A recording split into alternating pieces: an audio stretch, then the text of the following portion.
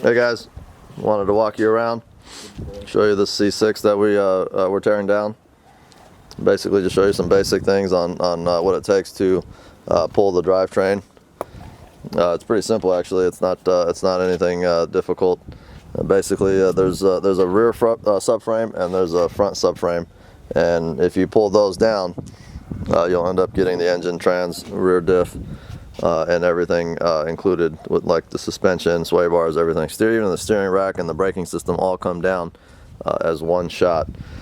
So I'll just walk you around here. I'm going to go on one side, and then the other side is going to be identical. So basically, this is your subframe. If you can see, there's a mounting point there. There's a mounting point there. So this cradle here, that's holding the transmission and rear end gear, is basically it's basically the whole construction of the car is based around these two subframes. So you can see the stud hanging out here, and there's a stud hanging out here. Those have 21 millimeters on them. You pull those down, obviously, to start letting it down. There's an alignment dowel here. So if you want to put it back up, make sure you have the alignment dowel lined up. And then also, as you can see here, there's going to be mounting for your upper control arm. There's one bolt here and another bolt on this section here, and when you do that, your control arm basically just sits down here free. And then what I'm holding here is the rear brake. This is the emergency brake cable that comes down. You can take that down, and then also right directly in front of me, the shock here, this comes down. I think this is a 15, and I believe these here were 18 millimeters. So once you've got that all down, you should basically support it up, put the body on the whole body, set it up on the frame with 4 jack stands. I'll show you how I have it set up here.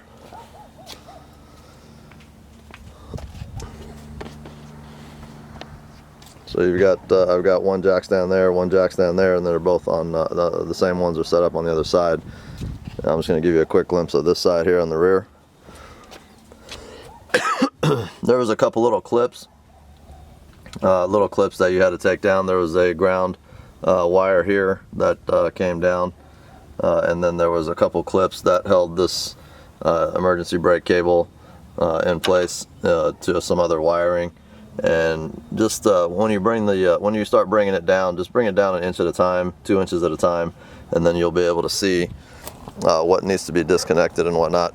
But the transmission shift linkage, the cable there, I don't know if you can see this far back. Let me see if I can zoom it up.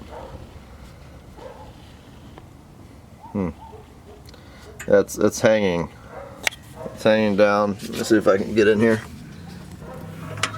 So this is your transmission shift selector.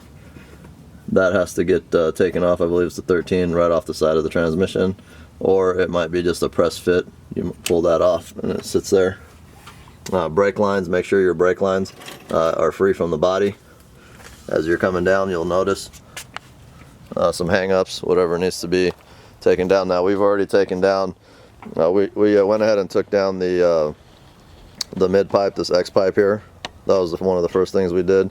And directly after you take this out, you'll run into a shield.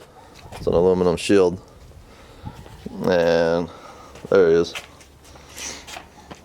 It's going to look like this. There's about 38 millimeter. Were the 8s or 10s? 8 millimeters. There's 36 8 millimeter bolts for your aluminum shield.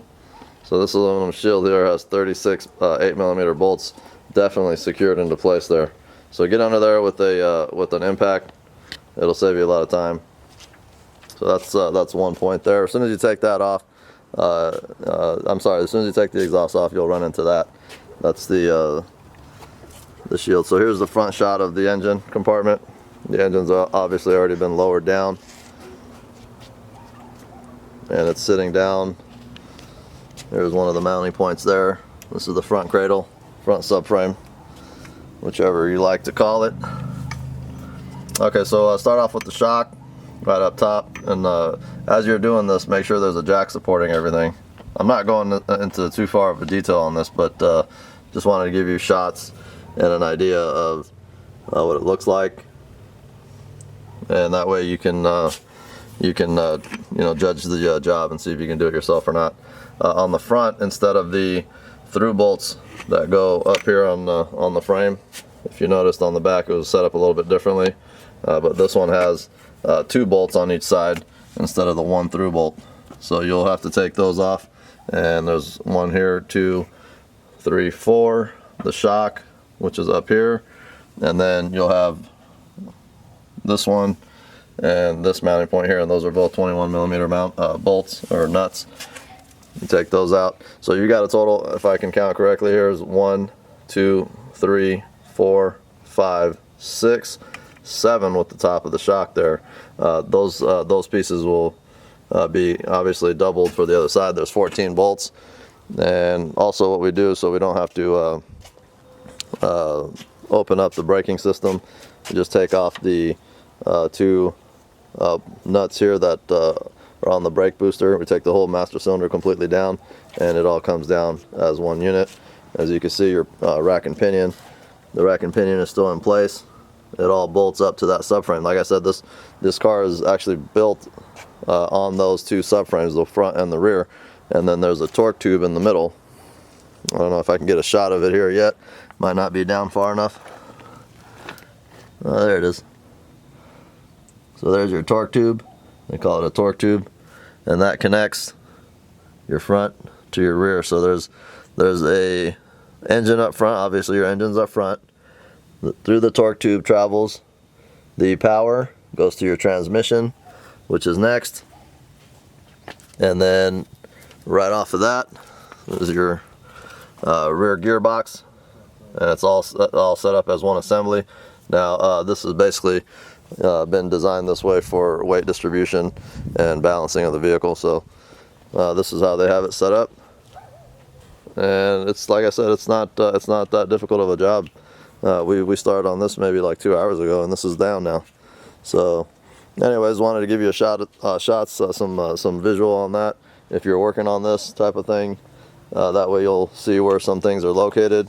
You know, I know when I watch videos, I kind of, you know, even if it's not talked about, maybe, you know, obviously I missed a lot of stuff or didn't cover everything, but you know, when it's not talked about, I kind of just keep an eye out on the video and see if I see something that you know, that I need or I needed to see. Real quick, also the fuel line was disengaged, and then there's 2 heater hoses, 1 heater hose, 2nd heater hose, and then you have AC lines. Okay, fuse block was removed. One of the plugs in the center there was part of the engine wiring, which was this one, and then the rest of this here is all wiring that you'll have to get underneath the battery. The battery tray sits right in here. Once you get into this area here, you'll see that the computer will be also mounted on the outside of this area. Once you get into this area, you'll see all the wiring that needs to come out, and that's what it looks like there. A shot of the computer. Here's that fuse block that we removed. This is the main fuse block for the vehicle, sits right in here. So that's that. And here's a shot of the computer. And this is basically very simple to remove. Nothing to it really. It just hangs from those 2 little clips there, right in there. And that's removed basically right out of here with the 10 millimeter bolt. Nothing to that. So these cars are fairly simple to work on as far as doing, you know, work on the motor or transmission or whatnot. In a couple hours the whole thing's down. In a couple hours you can have it put back up. You can replace engines, you can replace transmissions fairly simply on these cars. At first I thought they were a little more complex than this before I started working on them, but the C4, I'm sorry, not the C4, but the C5, which was the generation before this one, I believe that went from 97 all the way to 04. That one is very similar to this. In fact, it's I don't see anything that was too much different from when we've tore down those before. So I actually have a video on that C5 setup as well, so you want to take a look at that if you're working on a C5. But anyways, this is a C6. These went from 2005 to 13. So this will work for you if you're working on anything from 05 to 13. So anyways, that's it for this one. We'll call it even. Hope it helps you guys out there.